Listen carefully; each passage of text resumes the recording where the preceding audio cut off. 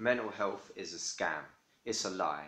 It's changed its name from mental hygiene to mental health, from mental asylums to mental hospitals, to putting people in asylums to stop them breeding, to drugs that stop them breeding and make their genitals go numb and give them erectile dysfunction or um, inability to lubricate, all these kind of things, messed up things.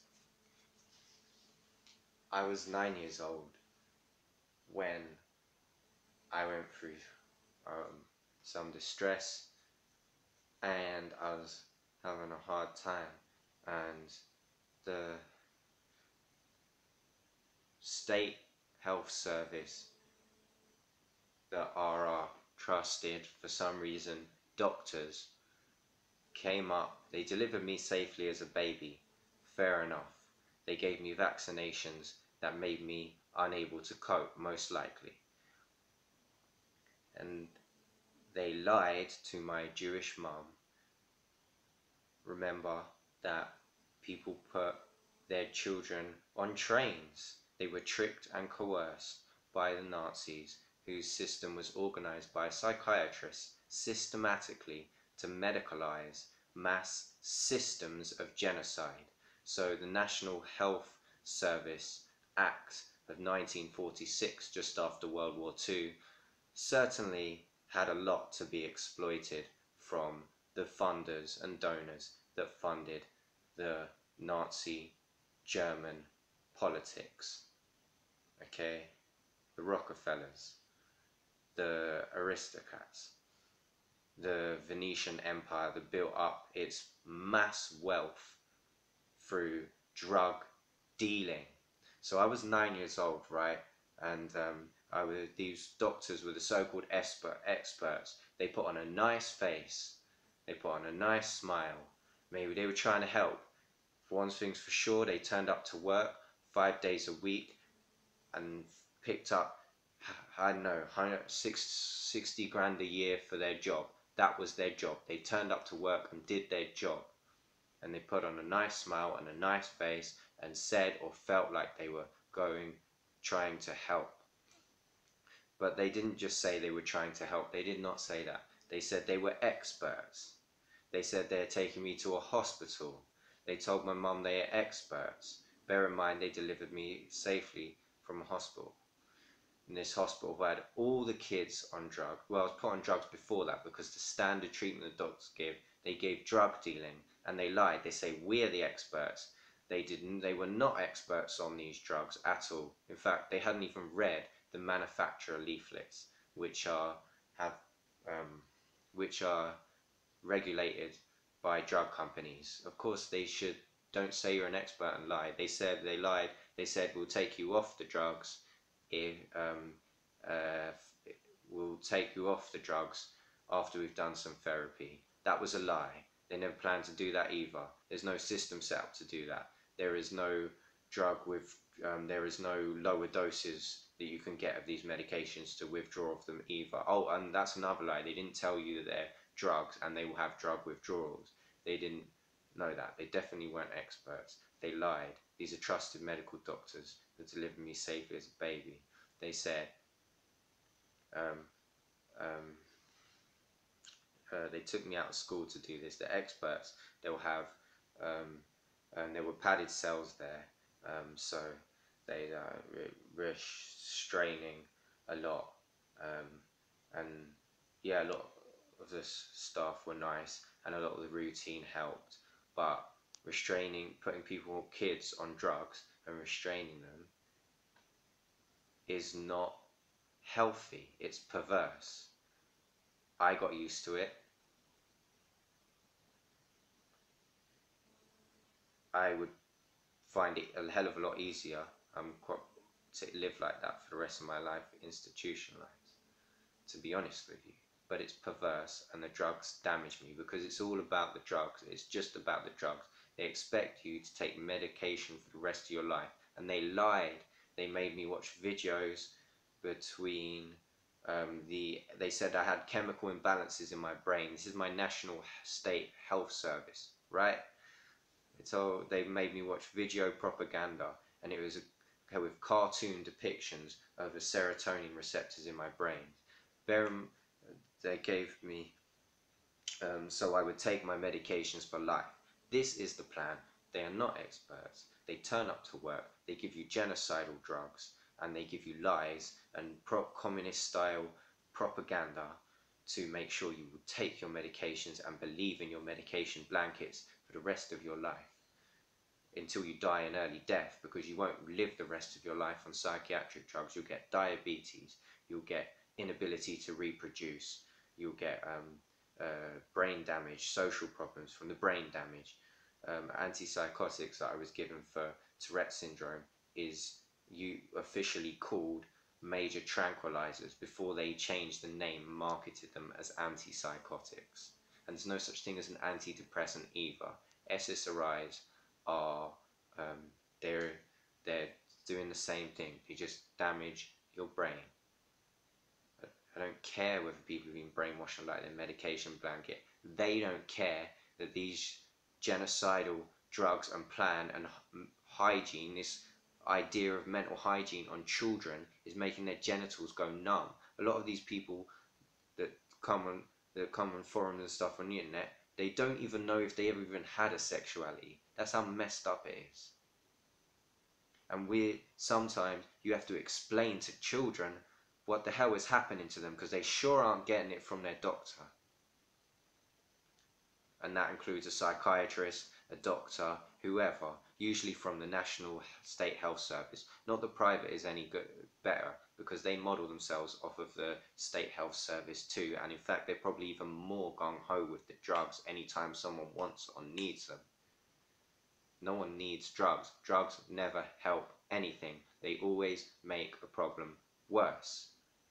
They may temporarily feel a little calmer, a little better sometimes, but usually not. For example, one of the most popular drugs, Abilify, the most common side effect, and you can go look it up on your leaflet if you enjoy your medication blanket, because it will say the most common effect of Abilify is agitation, and that's a so-called antipsychotic. Why the hell would you give someone stressed with with things called psychosis? Why the hell would you give them something that makes them anxious and agitated? How the hell would that help?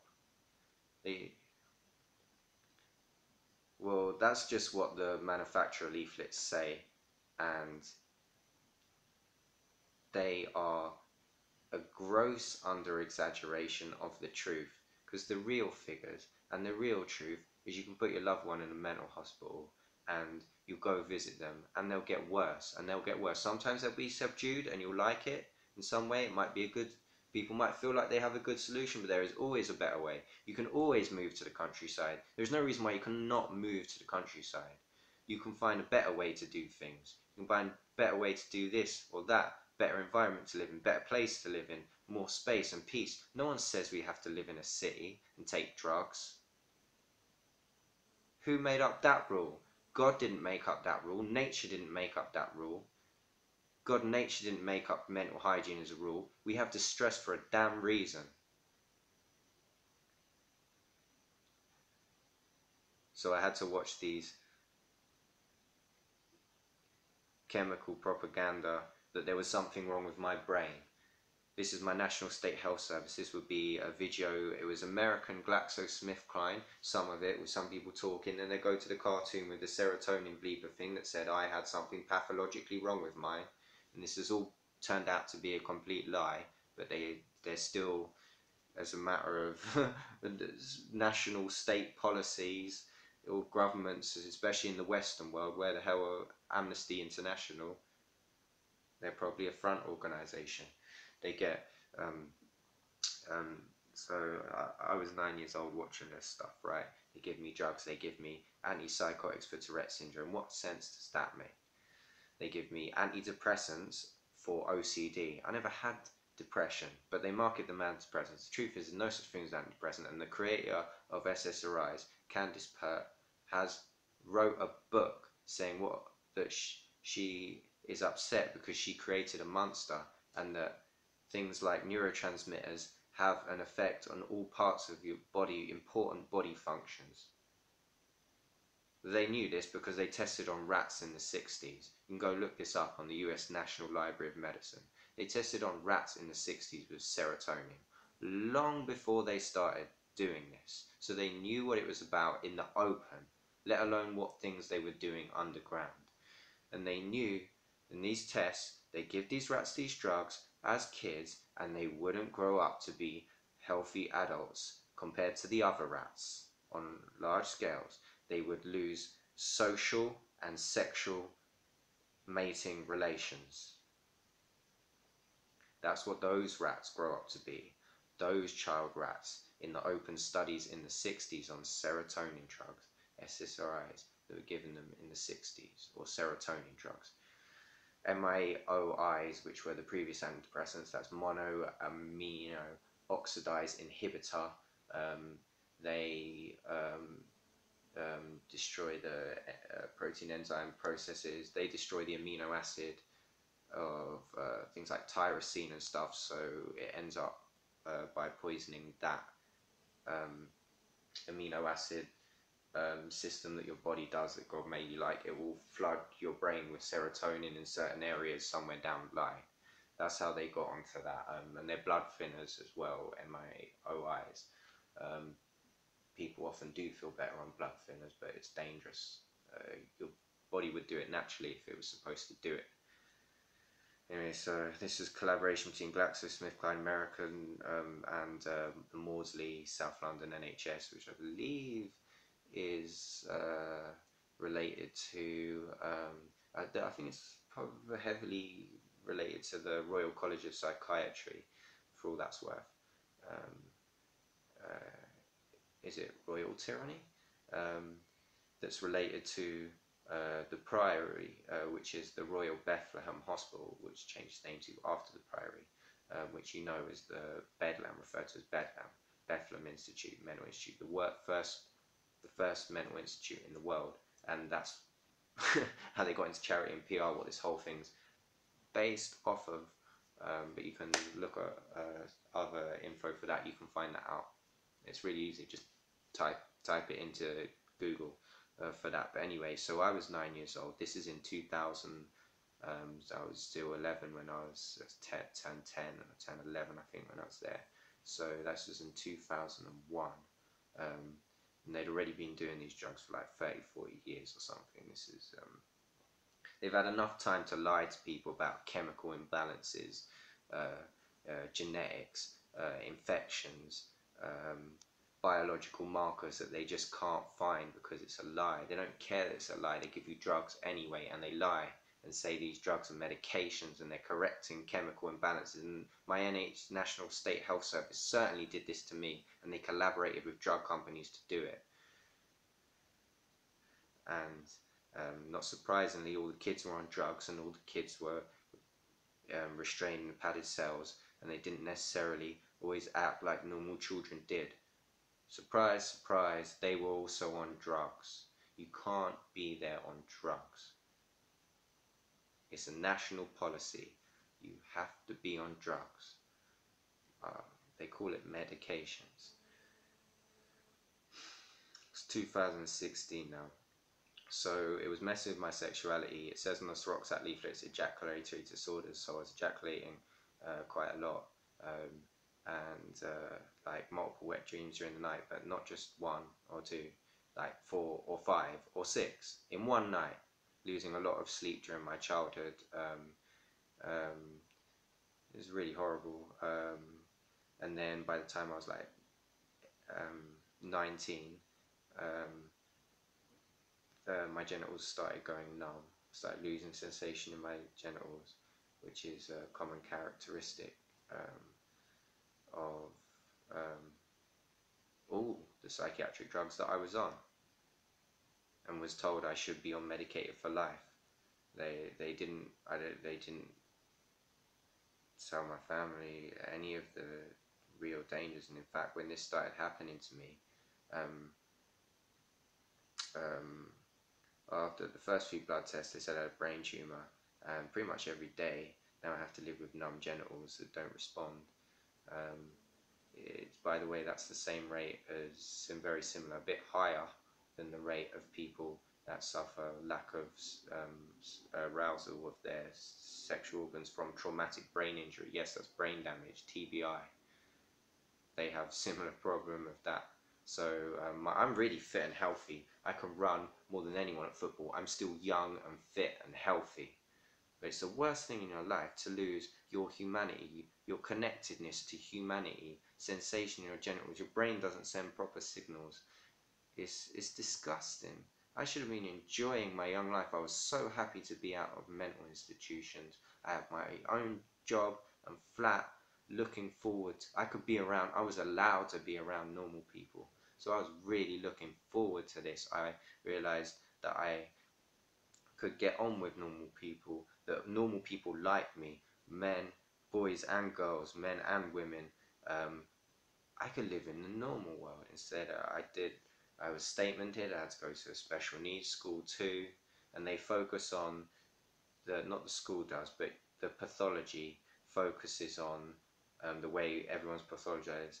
They now, with this whole mental hygiene, psychological warfare stuff on children and stuff, they focus on your tics and your Tourette syndrome other than the human being that you are, or the OCD, and they see that as an issue. In fact, a lot of the time, it's not really an issue to me unless it's really uh, sometimes it's really bad and you get really tired or whatever through stress.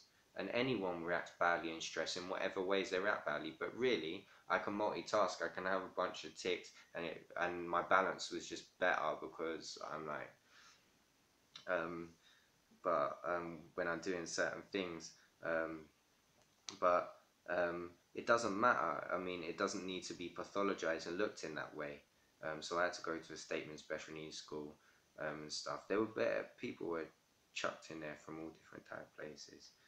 But yeah, having then coming out of all that and having my genitals going on and stuff, which is apparently really common. So God knows how I survived so long on all these drugs anyway. And they added to one of the psychiatrists when I came out of the institution when I was 19 as well, added a drug, and he said it's been something of a wonder drug. You should have it. I was a 19-year-old, just kind of mental institute. So I was already on two very severe, dangerous psychiatric drugs that people die very early of from diabetes. They didn't care as long as you're medicated for your Tourette syndrome. They don't care. They don't even tell you.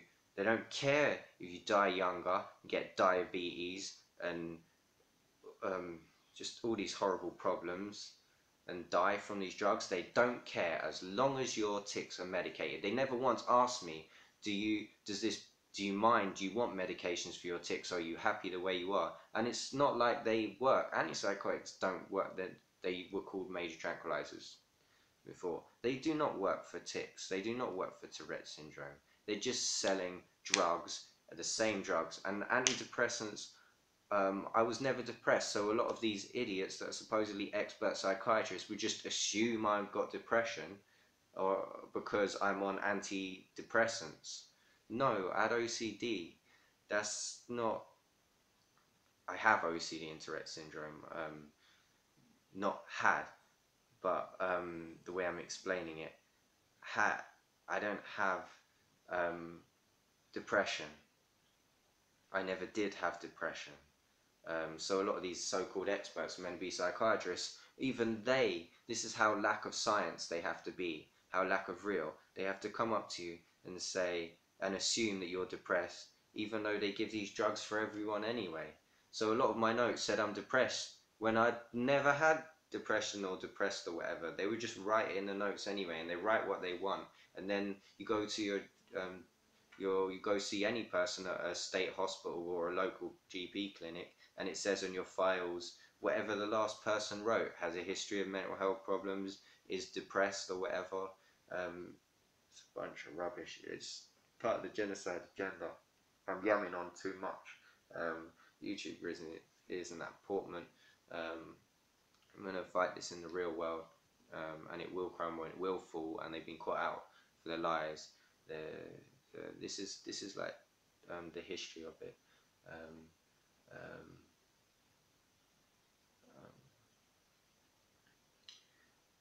feel like I want to say something probably because I just feel like I don't have a voice and I've been sterilized and genocided for no reason, no good reason.